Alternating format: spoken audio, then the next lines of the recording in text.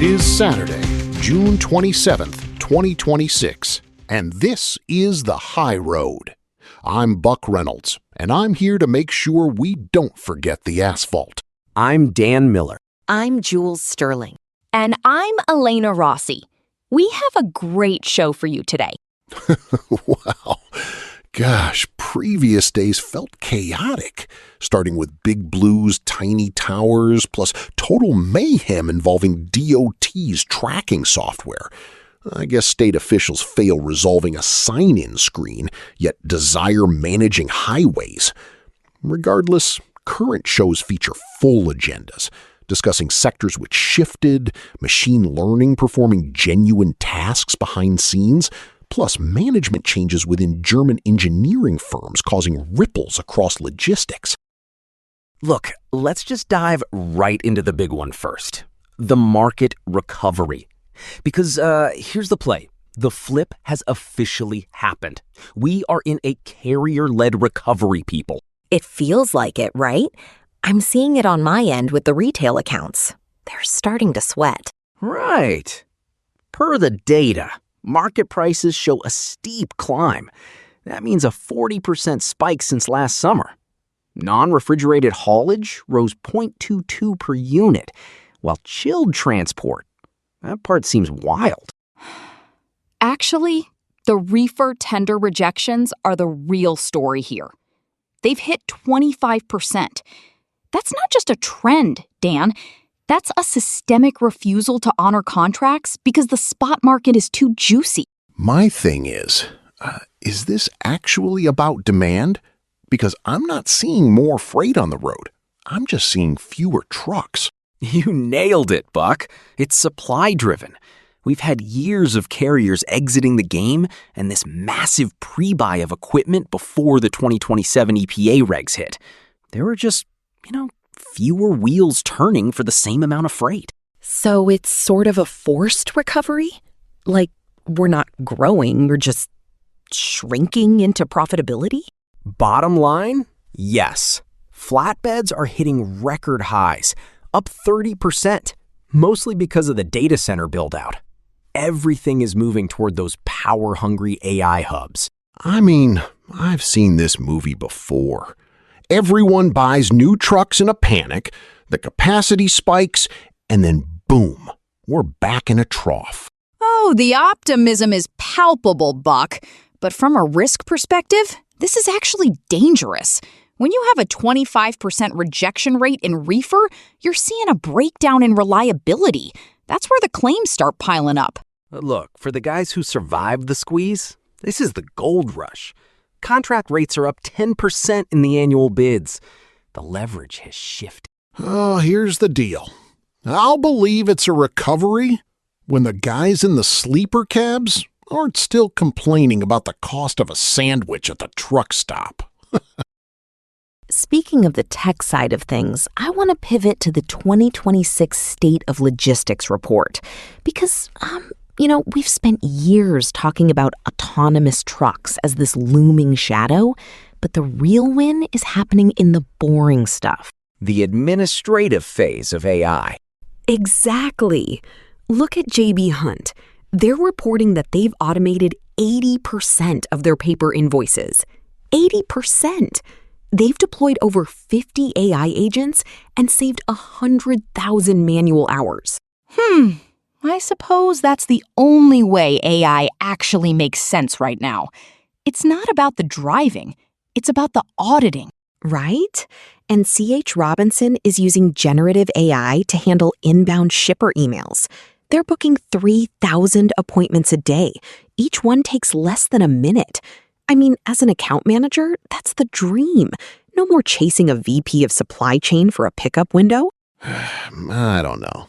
I mean, I like the idea of less paperwork, but the thing is, once you automate the coordinator, you lose the person who knows that the dock at the warehouse in Des Moines is actually a nightmare to back into.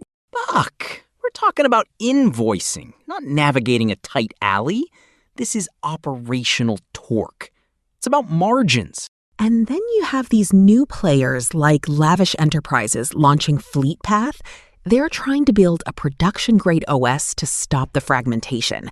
It's sort of like, well, it's like finally having one remote for the whole living room. But we have to address the energy side of this. The report makes it clear. We're in the messy middle. All this AI talk, but the backbone is still diesel. Because the infrastructure isn't there, Elena. You can't run a cross-country haul on a prayer and a few charging stations in the Midwest. It's a bit of a paradox, right? We're using the most advanced AI in history to manage a fleet that still runs on dinosaur juice. I'm fine with it. Diesel doesn't have a software update that bricks your truck in the middle of a blizzard in Wyoming. Fair point. Hey, before we move on, a quick note from our sponsor. Strategic logistics requires world-class engineering. This show is powered by the stack developed by Eric Christensen at Neural Network Media. Support the architect behind the code.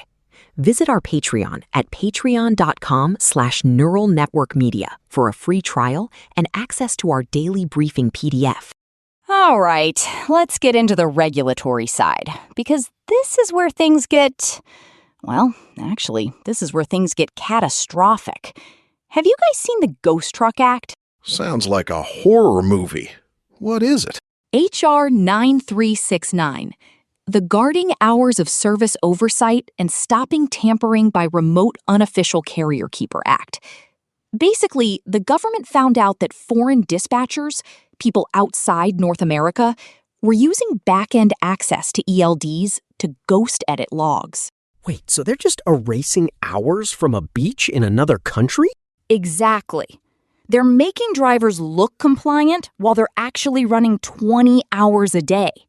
The Act mandates that all edits must be performed by someone physically located in North America. Now, that's something I can get behind. I mean, I've always said the digital logbook is too easy to fudge if you've got the right software. It's a necessary move, but it's going to be a nightmare for carriers using offshore dispatch. They have to audit every single workflow immediately.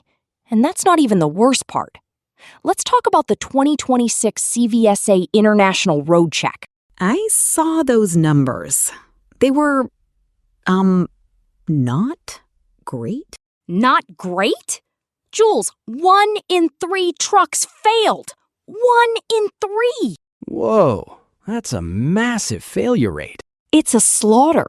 This is going to hit CSA scores and insurance renewals across the board.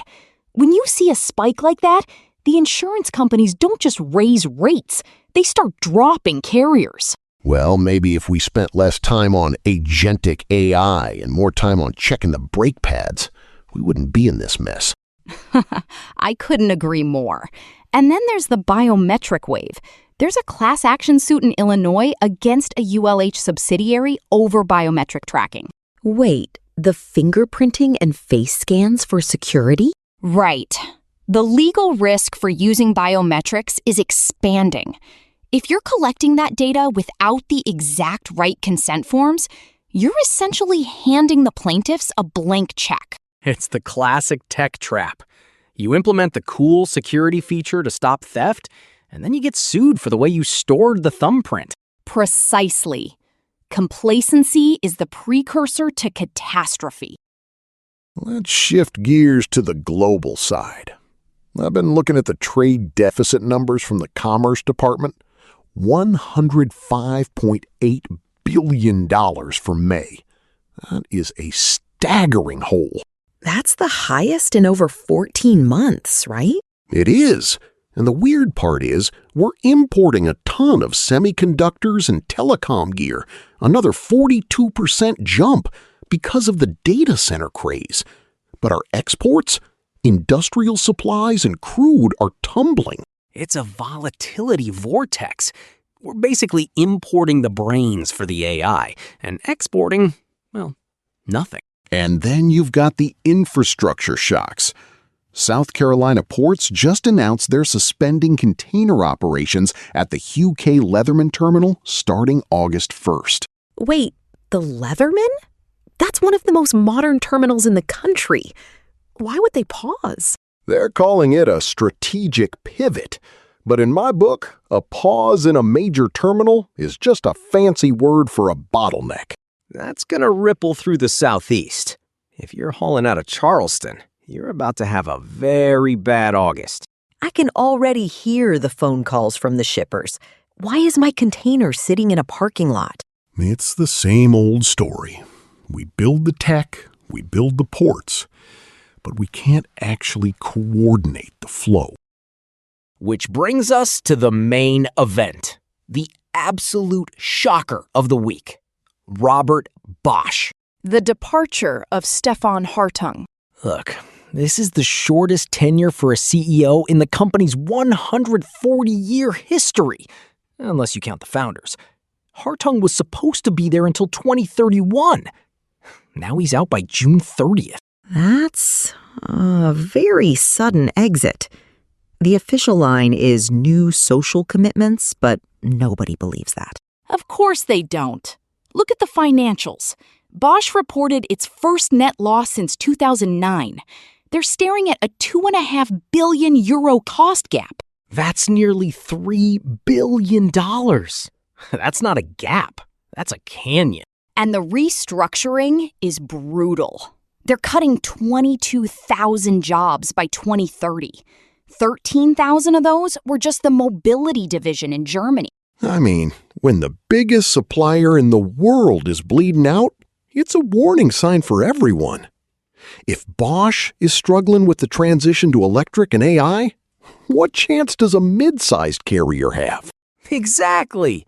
Hartung was the one pushing the job cuts, and then he's the one who gets the boot.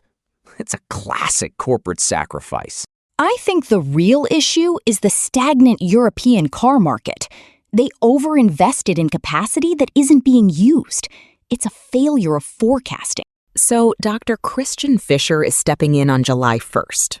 Do we think he can actually plug a €3 billion hole? He's the deputy CEO, so he knows where the bodies are buried. But he's inheriting a house on fire. My thing is, the risk here isn't just financial.